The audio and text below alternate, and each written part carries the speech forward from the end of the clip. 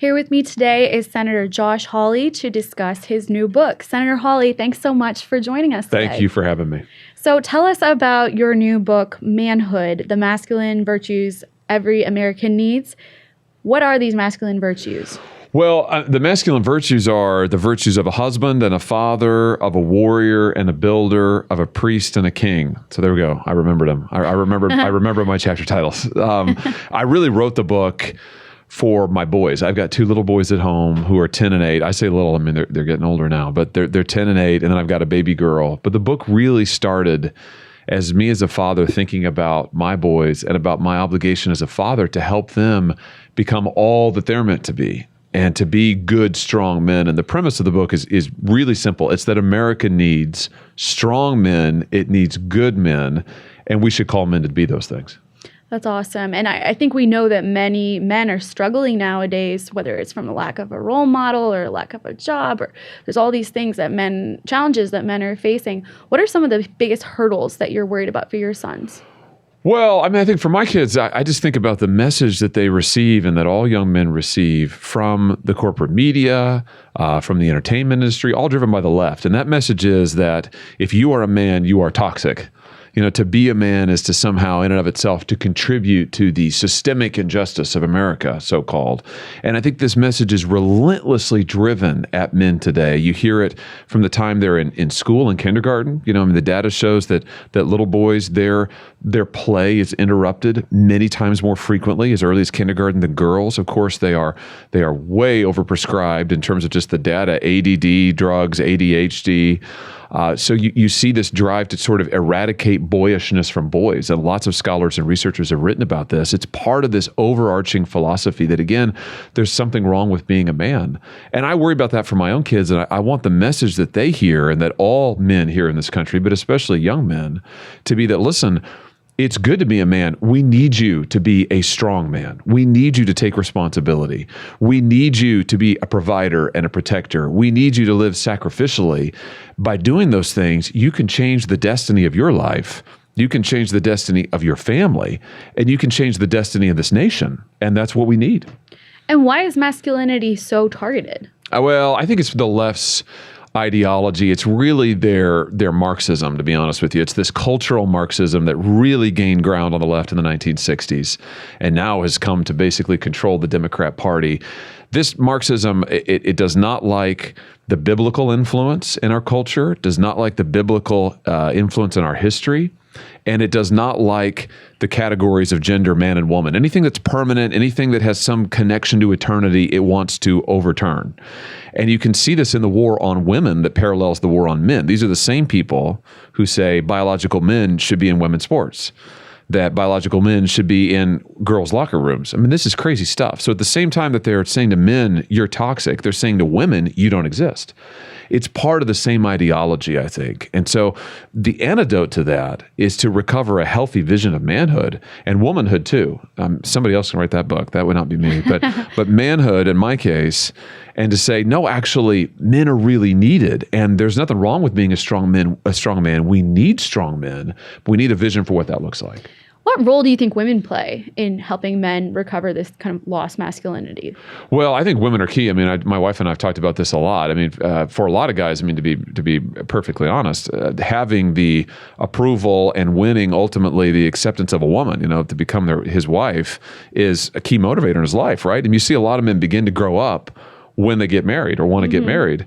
Now, one of the problems that we see today is fewer men are getting married and men are delaying marriage. And so you have like this extended adolescence that now reaches into the 30s in many cases, where you've got guys who, you know, again, the culture says to them, don't make any commitments, keep all your options open, spend as much time as possible on a screen. I think we need to send the exact opposite message, which is, no, actually learn how to commit and to follow through on your commitments. As for the screens, like turn them off, turn off your screen, get out of your basement, go meet a real person, go meet a real woman, take her out on a date, get married, have a family. These are good things. We should encourage men to be doing those. But, strong women, I'll just quote my wife. My wife likes to say, strong women want a strong man because, women aren't stupid. They don't want to marry somebody who's going to contribute nothing to the marriage, right? I mean, they don't want another child. I mean, you tell me if I'm wrong, but this is what I'm told. And this is what the data reflects, right? More and more women say, gosh, there aren't men out there who are marriageable because fewer men are getting a good job. Fewer men are getting an education that will allow them to get a job. Fewer men are holding down long-term work. So I think having a strong man, having a strong woman, those things work together. And what role would you say that pornography and video games are playing in the current modern masculinity crisis? It's interesting. One of the few things that the modern left approves of that men do in large quantities is sit in front of screens these days. And the left's message to men on that score is, oh yeah, do that more. So absolutely be a consumer, sit in front of the screen, entertain yourself. I mean, really, I think the modern left's vision of manhood and womanhood actually is androgynous consumerism. It's like buy as much stuff as you possibly can, preferably cheap stuff from China, sit there, be entertained on the screen, and let us run the country. That's what the left says to men and to America. And I think that, again, we need to send men the opposite message, which is, listen, you need to turn off the screen. I mean, and particularly when it comes to pornography, the left melts down every time you even mention the word. They are so attached to the idea of this. But the truth is, you can look at the data, and what the data shows is the porn epidemic in this country has led to men delaying marriage, delaying family formation, delaying commitment. Those are all bad things for the country. And that's not good. I mean, let's just be honest. We need men to take on commitments, to work more, and to get married and have kids. And I think we shouldn't be shy about saying that. So, to my lefty friends who lose their minds every time you talk about marriage and kids and family, like, sorry, but that's the truth. So no porn, get married and have kids. That's a pretty good formula. Yeah. Now, how far do you think we should go when it comes to pornography? There's been a couple states recently that have taken measures to, I think, put in age verification guidelines and things like that to make sure that kids aren't accessing porn. What kind of measures would you support? Well, I mean, that's a good idea. I'm for age verification actually for all social media, and I think we ought to set it at least at 16. I mean, so I think if you did that, that would be a tremendous help. I say this as a parent. My kids aren't on social media currently. I'm trying to push that back as long as I can, hopefully permanently, but we'll see. Sooner or later, they get to make their own decisions about this stuff. But listen, I think that whether we're talking about porn, whether we're talking about Instagram, whether we're talking about, the data, those are different things to be clear, but the data is clear that screen time in general is bad in large quantities, right. And particularly for young people, for preteens and teens. Mm-hmm. It is a huge driver of mental health issues, feelings of depression, risk of suicide, drug abuse even. And the social media companies have done their own studies on this. So, I think we should do an age threshold nationally for all social media. I mean, let's do it across the board. Mm-hmm. Let's start there. I think when it comes to the porn industry, the other thing I think we ought to do that, frankly, I can't imagine anybody not supporting is we ought to give people the right to sue the porn industry for those who've been victimized by it, for those particularly who have they've had their own images used in it, either through deep fakes, or they were filmed without their consent, or they were lied to about what kind of a film it's going to be, whatever, fill in the blank. Let those people sue to hold these companies accountable. I can tell you what these companies fear, and I'm not just talking the porn companies, but all of these social media companies, all these media companies, what they really fear is being held accountable in court. They do not want that. So I think let's open it up. Let's let people get into court and sue for the harms that they are suffering because of these platforms. And I think you'd see a lot of changes in behavior. That's really interesting. And I think it's worth pointing out that it does cross over a little bit into social media too, totally. Where there's a ton of pornography on Instagram and on Twitter. And that kind of leads me to my next question is, do you and Mrs. Hawley have different parameters in place for your kids? I know they're little, but to protect them from stuff like this. Yeah, our parameter right now is no screens. They're 10 and 8, and then our baby girl is 2. And my kids don't have phones. They don't have tablets. We do allow them to watch TV, but my wife she's awesome at this. Like she pre-screens what they watch on TV, and we although she's the one who really is the enforcer on this, she limits the hours, so they get a certain amount of time that in a week, basically. And she chooses the shows. I mean, there's no just, oh, sure, go down and here's the remote.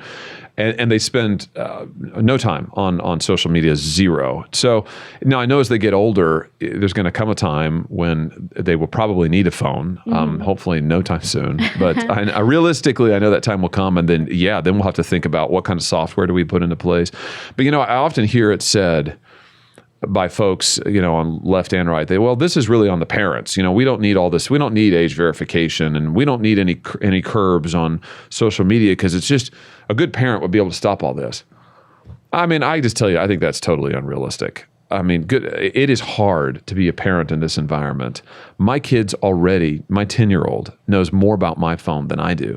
I mean, really, it's very sobering. I don't think of myself as a stupid person, but he knows more than I do. And I just think parents, to say to them, like, it's just all on you.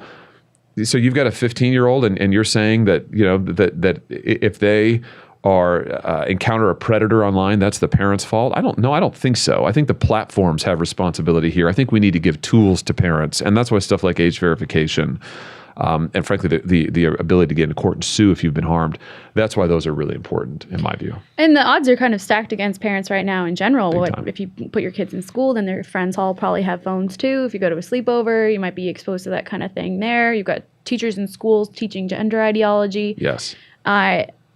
What role do you think faith plays in all of this? Oh, I mean, I think faith is so foundational. And, in the book, I talk a lot about faith. In order to recover some good role models, examples of what it means to be a good, strong man, I look a lot at the Bible and take stories from the Bible. Let's talk about Abraham. Let's talk about David. Talk about Solomon, and look at the mistakes they made, the things they got right, and then what we can learn from them, what virtues we can learn from them. So I think that is absolutely critical. And you also pulled from some Greek and Roman influences, right? Yes, yeah, absolutely, and American history. And I just think that at this moment in our culture, in our country's history, giving young men in particular some examples of what it looks like. You've got the culture constantly saying to be a man is to be toxic, and constantly holding up in popular entertainment all of these distorted views of manhood. Men who are passive, men who are weak, men either that or they're extremely violent, right? But usually violent in a totally irresponsible way. So it's another form of kind of weakness, actually. So against all that, I think the critical thing right now is let's tell some stories and find some examples of men who are strong and good and sacrificial and frankly, who changed the world. And so I look at our history, I look at the Bible, I tell stories from people in my own life who had significant influence on me, my coaches. My grandfather looms really large in the book just because he was a farmer and he had such a profound influence on me. Yeah. And speaking of the distorted images of manhood, I was curious if you're familiar with Andrew Tate. Yes.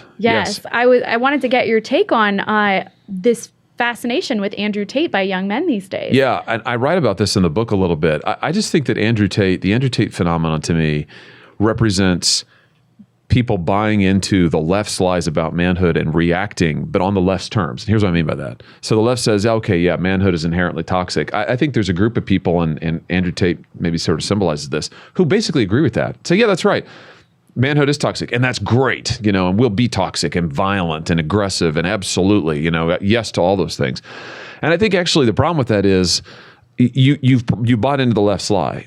It's not true that to be strong is to be toxic. Not true. It's not true that to be strong is to be violent. Now listen, sometimes violence is needed, I mean, we need men who are capable of defending and protecting. That's why cops sometimes, soldiers, they've got to commit violence in certain circumstances. So sometimes that's necessary. But this glorification of violence in general and sort of male toxicity is it's like, yeah, that's exactly what it means to be a man. I think that buys into the left's lie. And what we've got to do instead is put forward a vision of, no, what's it look like to be a strong man, but a good man? Mm-hmm. And really at the end of the day, my view is that the journey to manhood, which is one every man goes on his whole life, is really a journey of character. It's really a journey of shaping your soul and shaping your character and growing into what God calls you to be. So it seems like you kind of have to have this desire to be a dignified, virtuous man that strives for excellence. Yeah, I think so. And this goes back to your question about faith. I mean, what role does faith play? I think it's foundational. I mean, one of the things that the left does now that they're adamant about is they're very anti-faith. I mean, the modern left is basically atheistic. And this is one of the reasons why they want to eradicate the biblical influence from our culture and our history. You know, you see so much of the effort to basically wipe away any kind of faith influence from our history. You can't tell the story of America without telling the story of faith. I mean, sorry, it just is, it's not possible. And I think that you see this atheism you see throughout the left's ideology, and you want to talk about something that's toxic. It's really, really toxic for young people, especially, to say there's no meaning in life, there's no purpose. All there is whatever you entertain yourself with, you know? So keep yourself entertained because you're not going to find anything else to do with your life. Boy, that is toxic. That's how we end up with the rates of depression and mental health that we see now. Now, when I was prepping for this interview, I kept coming back to Jordan Neely and the young man who's a Marine. He's 24. Yeah. And he is now being charged with manslaughter charges in the death of Jordan Neely. I'd love to get your take on that situation. But also, you know, how is this situation and other ones like this going to impact how young men today in our culture look at heroism and taking a stand for others? Yeah, I think that this is a good example of the extremely confusing signals that the culture and the media and the left send to young men, which is that you don't hear much outrage on the left, if there is, I haven't heard it, about the fact that New York's subways and streets are extremely unsafe. Mm-hmm. And that if you are an everyday citizen walking or traveling, you may well be subject to violence. Like, that's just wiped away, right? We're supposed to just live with that. But then you've got a guy who actually puts himself in danger to try to help other people. And I think you've got a subway passenger now saying, like, he saved my life. I mean, he put himself in danger. That is automatically condemned before we even know all the facts. It's like, oh, that must be wrong. Right. That must be crazy. So I think if you're a young man, it's like, well, now hold on. I thought that a man was supposed to be willing to put himself on the line. Isn't that what we celebrate in the Greatest Generation, for example? A whole generation of men, young men, who went out there and sacrificed for their country. But you're telling me now if I do that, I'm going to be vilified, sued, charged, what have you. And listen, I don't know we'll learn, I guess, as the criminal justice system plays out here about all the facts, not to prejudge it, but just based on what we do know, it sure looks like the guy who wanted to do good and wanted to protect others is being immediately condemned, while the criminality or potential criminality of the aggressor here is just sort of being overlooked. So I think that for men, and young men especially, you can see why it sort of pushes them sort of into neutral, so to speak. It gets them out of gear and into neutral, where it's like, well, if I try to do something with my life, if I'm ambitious in terms of wanting to actually achieve something, if I put myself out there, I'm going to be told I'm toxic. I'm going to be told that I'm making the world worse. I'm going to be vilified. If I want to be heroic, I'm going to be told, no, don't do that. On the other hand, if you do nothing, if you sit around in your parents' basement and look at a screen all day, you feel terrible about yourself. And this is what we're seeing in men today. I mean, this is why so many young men especially say they lack a purpose. They feel depressed. They feel alone. I mean, yeah, of course, no doubt, Mm-hmm. So this is the cultural dysfunction that the left's ideology has led us to, I believe. And the antidote to that is a better vision. It's a better message. It's to say, no, we want you to be a hero. We want you to sacrifice yourself. We want you to put yourself on the line. We want you to try and serve others. Like, that's what you should do as a man. You should try to take on the roles of father and husband and warrior. Those are good things, and we should encourage our young men to do that. Well, we hope more men will hear your message, and thank you so much for joining us and sharing this with us. Thank you for having me.